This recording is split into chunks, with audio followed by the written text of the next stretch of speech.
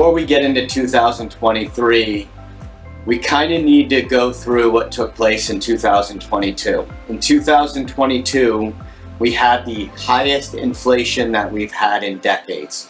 We also faced a Federal Reserve that raised interest rates at the fastest pace in decades. We had supply chain disruptions. We had war in Europe. We had continued COVID lockdowns globally. And all of this weighed on risk assets. So putting that in context, as we turn to 2023, we really need to focus on the key drivers of the market right now. And the market really seems to be focused on a couple of things, and that's inflation, the Federal Reserve, and whether we're going into a global recession. So if we take each one of those components individually, we can give you a better sense of what the income and growth team is thinking for 2023.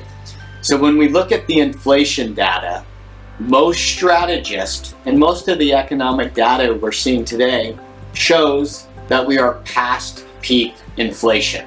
And like I said, if you look at key strategists, many strategists have inflation coming down all throughout 2023. So the next element is the Federal Reserve. We don't know when the Federal Reserve will stop hiking rates, but one thing does seem pretty clear to us, and that's that we're closer to the end of the Fed cycle rather than the beginning. So the debate of whether peak interest rates is 5%, 5.25%, that's a lot different than where we started the year in 2022. In 2022, interest rates were pretty much zero, and we went to 4% pretty quickly. So again, we don't necessarily know the exact path of when the Federal Reserve will stop hiking rates, but one thing we feel pretty comfortable with is that we are closer to the end of a Fed hike cycle than we are at the beginning. As far as whether we enter a global recession or not, that also is yet to be determined.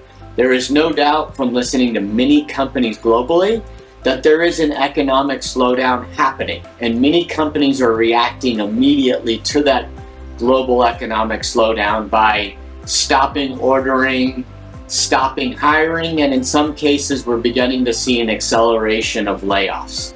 A scenario where we are possibly past peak inflation and closer to the end of a Fed hike cycle, that could be positive for the income and growth portfolio. As a reminder, the income and growth portfolio is 1/3 convertible bonds, 1/3 high yield, and 1/3 equities with covered calls.